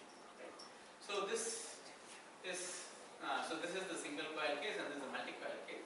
And as expected, here you see that the standard deviations are much higher in the single coil compared to the multi-coil case, right? Which really tells you the story that okay, if I do reconstructions, different reconstruction, and if I find mean and variance, my you will have a lot of deviation, your variance in the single coil compared to the multi-coil. So multi-coil is obviously better in terms of acquiring, in terms of doing reconstructions or acquiring the data and so on. But it comes with its own hardware complexities. But the important point to note here is it's able to capture that case in this particular frame. Right? So that's having multi-coil is better compared to single coil. Now again, so here you look at the case where you have some y, which is the case-based data, and then you are trying to do the density formation, and then you get some text filter, and then you're going to go to the latent space. So latent space is going to give me the mean and mu z and sigma z, and from there you're trying to come back to the t code. So the question which they try to ask is, so they wanted to give different types of inputs and sample this inputs with different means and then see how is this mu z and sigma z looking. So how did they sample? They did the sampling using this Monte Carlo sampling procedure, and yeah, so here you see that you have this mu and sigma as a function of f of zf, and then in this while loop is where they are trying to sample, where you see that here you have zi which is sampled from your Gaussian distribution with mu and sigma square, and you keep updating your x cabs, xi cabs, and so on, right? And finally you find what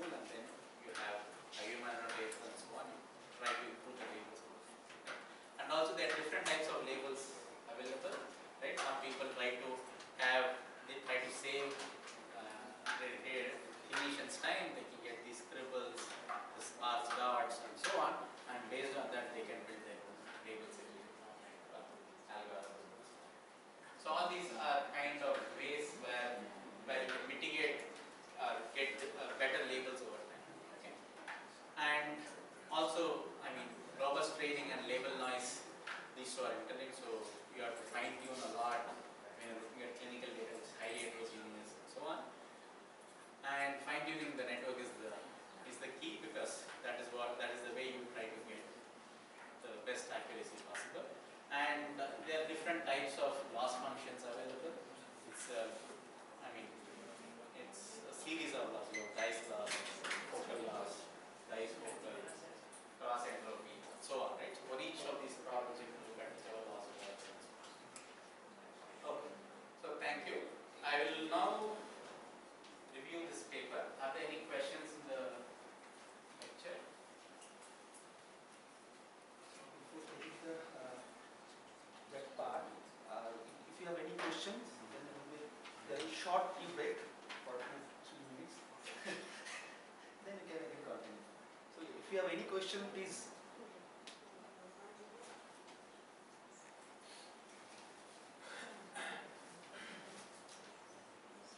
If you have any question. Okay, I don't think. And thank you, Dr. Prakash, for enlightening us and for such a good lecture. So he has covered different aspects, different blocks of deep learning algorithm, such as activation function, network algorithm, back propagation, and also the application of this algorithm in bioimage processing. So for me, it's very new concept, because I told you at class that my research was not straight with that, but so it's very nice. And for you, sir, if you have any question, you can ask that. And with my humble thing, I humbly want to say that I'm not a session chair here. I'm just a moderator, and I don't put myself here. Some organizing body is there, and they have said me, they have requested me so that I not for this session, for next sessions also you find the moderators are there. Their roles are very simple, to run the session.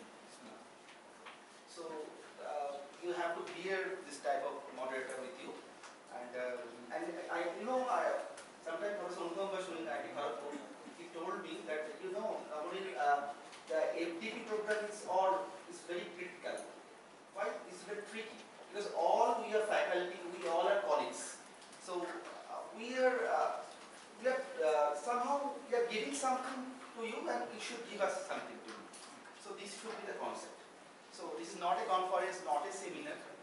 So it's a tricky part is that resource person is giving something to you, and feedback he is getting from you, like this new feedback. Yeah, are there any feedback on the lecture? Excellent. Little fast, but very No, actually, you have entered later. He was very slow in the that first was very basic. basic basics was very slow, and he attempted, because few persons are from non-computer background. So non-biological But background. when he entered into CNN, it was very fast. I don't know. I'm sorry, it's a feedback I'm giving, Because CNN was very interesting for me, but it was little fast. and it was for me it's very new thing, and very other persons are there for that. And Because in CNN you covered a lot. That's good. No, but yeah.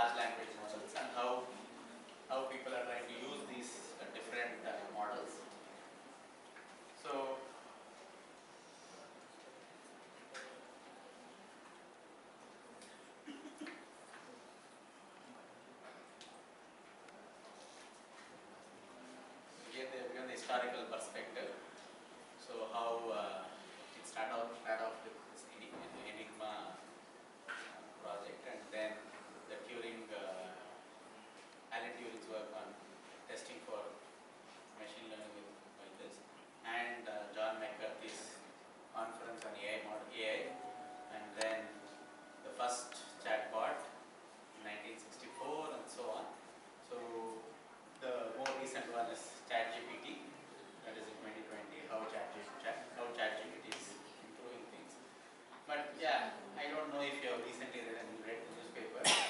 So ChatGPT, there is a study from MIT, it's still in archives, it's not published. They have studied this EEG signals from different people. One set of people is who use ChatGPT, the other set of people is who don't use ChatGPT. And they found that the neural connections or the activations in people who are using ChatGPT is reduced. Okay. Very recently that came out, I think, 2 weeks back. not more than Right? So it's very important for you to understand that you have to use your brain, not rely a lot on ChatGPT. And not only that, it gives a lot of advantages. For example, in academics, at least in our own institute in IISc, there's a lot of debate on whether to give assignments or not. Previously, there were a lot of take-home exams and so on. Right? So nowadays, people are avoiding all those and they're going only on project mode and so on. You have to do a complete project so that you can evaluate on the project. Those kind of things. So it's very important, but it is also influencing a lot of people. So it's very important to understand that. And like I told, you have a bigger AI picture, and within that you have ML and deep learning, and you also have NLP. So now NLP is looking at mostly the text data and trying to give some outcomes. Now DL with NLP is mostly looking at you're getting multimodal data. For example, I don't know if you use this Gemini, where they try to get this image of some image of some region like spleen, kidney, or take lung, CT, and so on, right? And you ask ChatGPT for the diagnosis, okay, or Gemini model for diagnosis, and it tries to give some information about what it's looking at, all those things, and then if you keep probing, it can give you some So that is the multimodal data where you're looking at both image and language and so on, trying to get some information. Yeah. By the image or everything, so how the AI will give the protection of the data means if we go for the healthcare excellence or the clinical diagnosis, so how will you justify that this is the accurate result? Because there is a loss of That's why you have to do the uncertainty analysis. Right? Or you give some kind of confidence measure. Okay, if you don't give confidence measure, it's very difficult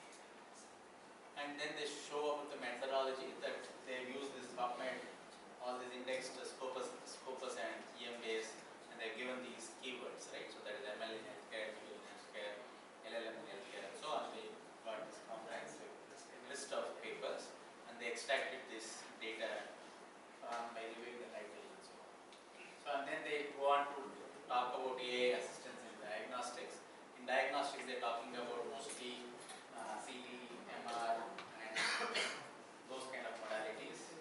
So here they are talking about how can so here they say that AI system can interpret mammography and reduce false positives and false negatives by that much percentage, 5.7 and 9.4, and AI was able to detect better than radiologists, right? Also AI was better at detecting early breast cancer than radiologists. Okay? But again, so all these are studies which they claim, but when you go to real clinical scenario, there's a lot of clinical symptoms, all those things which are to be integrated, which cannot be integrated so easily. Because there's a lot of medical knowledge which is there, which is very difficult to integrate. Then they have come to retinopathy, diabetic retinopathy, and EKG, that is the cardiac diseases and so on. And even there they were trying to say that the random forest, which is the machine learning algorithm, is able to accurately predict 83.75% of cases, and the precision is about 84.11. And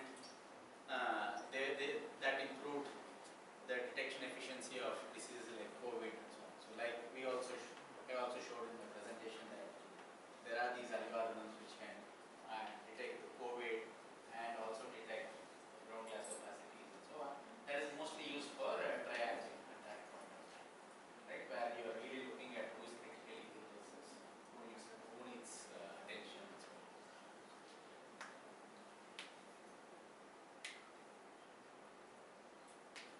Yeah, and also you can reduce human errors, and they have spoken about X-ray, CT, and MR, which you have looked at in a lot more detail.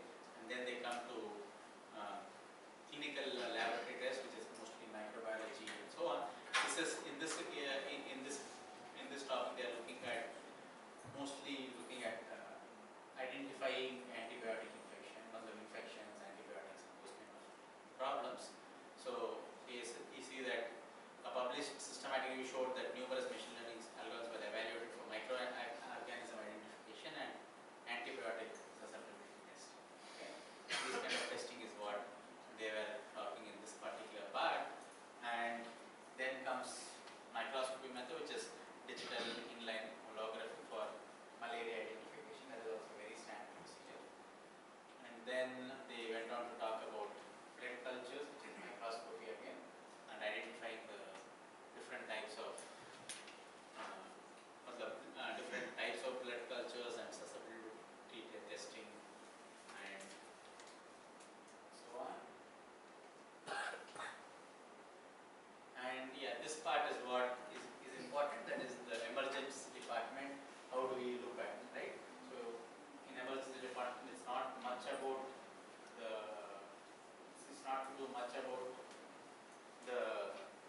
impact of the disease, but rather who is going to get right? Who is going to get more priority and triaging and so on. Right? So they were talking about that in this particular in this particular thing. So basically telling who is the most critically ill patient, who needs more attention and so on, and who has to be in ICU and so on. Right? So that part was discussed, and how ML can be used for that. And that part was discussed there. And then they went on to so all these are related to emergency department itself, and how ML is helping in providing suggestions in terms of who has to go into emergency, who has to get more attention. Then they came to a genomic medicine, where they're talking about different genotypes and how can you use it for again predictions and so on, right? So here they're also talking about phenotypes and genotypes. So phenotypes is basically your physical phenotypes and so on. Okay, they're talking about both, and then how can you input this into the ML algorithm, and how can that help in predictions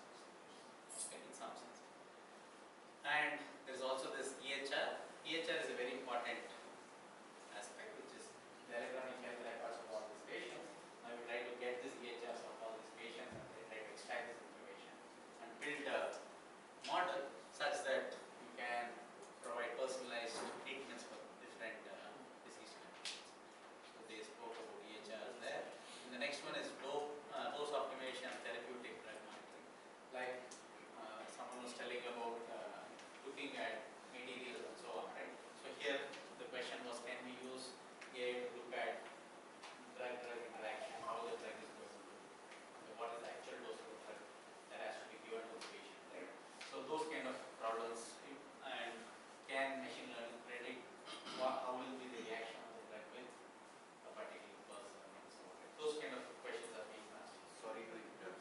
Sir, how drug-to-drug interaction will analyze by through AI as well? So that is mostly the chemistry aspect, right? So you have So we have to put the data, no? confirmations.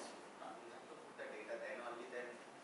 Correct. But now, for example, if you think about it, right? So mostly biology, you have this alpha group, right? So where they predict different protein structures and so on. Now, it's mostly to do with how this structure, these structures are generated by the model itself, correct? So for different types of structure, which was never thought of, that was a big deal. Right? You can build models, but the question here again is how good the such structures are and so on. So it's also not to do with the structures. Basically, they say that okay, we will not test these structures. That is a way of elimination, rather than saying that okay. So if you are looking at drugs, right, for example, the manufacturing, what happens is you start off with hundreds of drugs, but at the end only one succeeds. So in the entire process, there is a lot of investment that goes into making that drug, right? So they have to test all the drugs for antibiotics, then go to the phase 1, phase 2, few of them, right? So if you can avoid that, that's always good. So this gives you different formulations you can avoid. So in that way, that can. No, it is not for the human body. It is not for the human body drug-to-drug interaction. It is for the making the Formulation, right? And that is, I mean, human body may, yeah, you also have some issues, right? Certain people will have certain preconditions. It is depends on the 7 diets of medicine. No? So right dose, right frequency, All the timing also, the molecules and so on. So yeah, so here they spoke about those optimization, how can AI help with that, and they talked about this Curate.ai, which is a system which was developed for dynamically optimizing this chemotherapy and so on.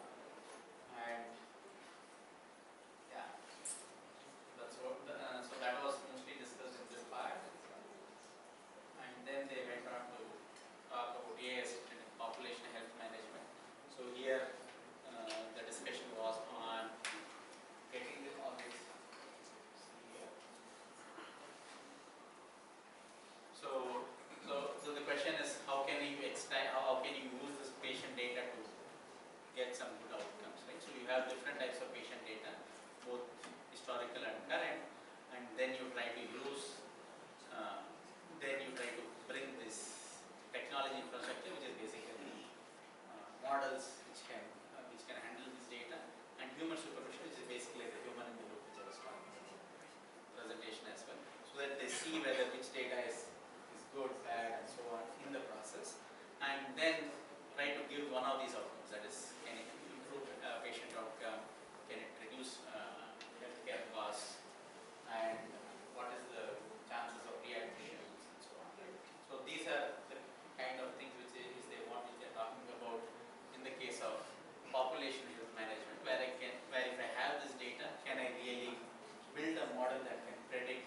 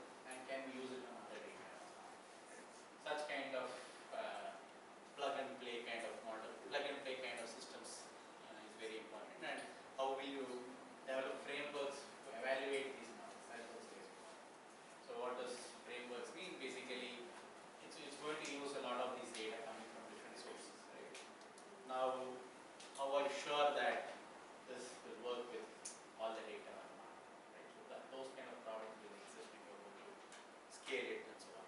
And also you will have a lot of ethical implications because obviously you cannot run such models which are there in the system, but you need to have cloud and so on, right?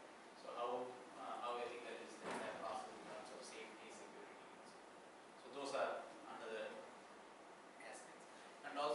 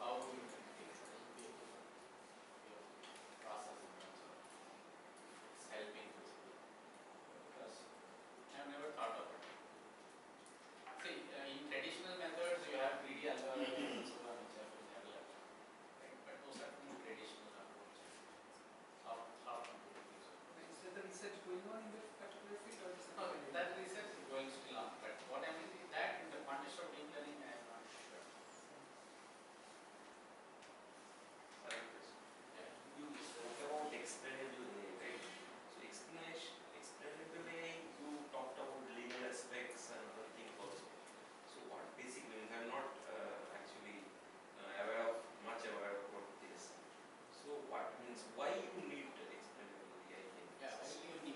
Because see, if you want to get a clearance from FDA for your algorithm, they definitely ask for your right? Because you're saying it's a black box with a lot of parameters. I'm saying that, but there's a lot of parameters. The question is why it will work. Is it only for that part, legal part, certification part? And Yeah, yeah, yeah. If you don't have your work will not translate. we have to include it. You have to include those documents, that's right. That is first thing. But for certain applications, maybe emergency use they might. Okay? But not only that, even if you look at it, right, if you want to get confidence from a physician, right, you say that, okay, this is the segmentation. Okay, but how they might understand it because they've seen that for long ages.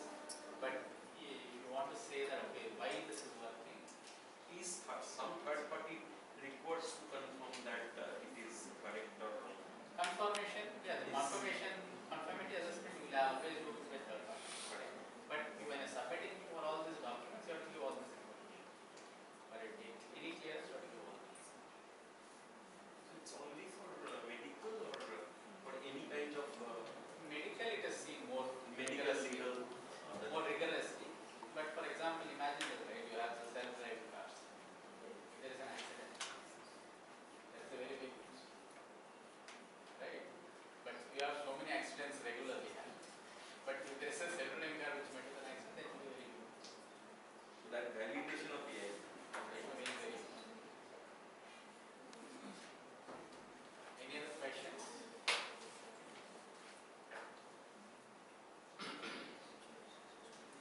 Oh, thank you.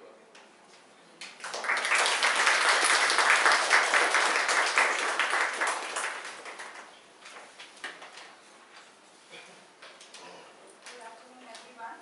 As we have come to the end of today's first session, on behalf of the organizing committee, I would like to extend a heartfelt gratitude to our esteemed guest speaker for gracing us with his valuable insights and knowledge today. It has been an enlightening and enriching experience listening to his words of wisdom. His expertise and passion in this field has undoubtedly left a lasting impact on all of us. We are greatly indebted to the chief patron of this event, Honorable Chairman Sir, Mr. Jaya. His patronage has been a huge factor behind the successful planning and execution of IISc 2025. A special thanks to Dr. Shomu Guhamundi, Vice Chairman SKF and co-patron of IISc 2025, Mrs. Deveshi Guhamurthy, Vice President SKF and co-patron of IISc 2025, Professor Dr. Dhrubashish Sarkar, Principal SIMT and Department Chair CSC ITEC and Chairperson of IISc 2025, Professor Dr. Tripti Guin Vishwash, Principal SKF GI and Chief Administrative Officer SKF and Chairperson of IISc 2025, Professor Dr. B.N. Basu, Adjunct Emeritus Professor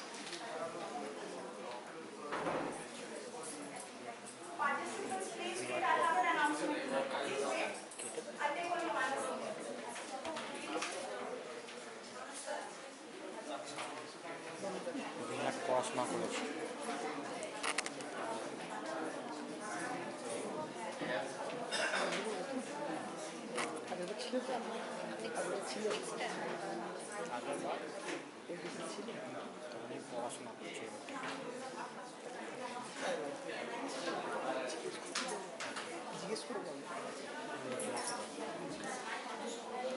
আপনি আগে ছিলেন না এই ছিলেন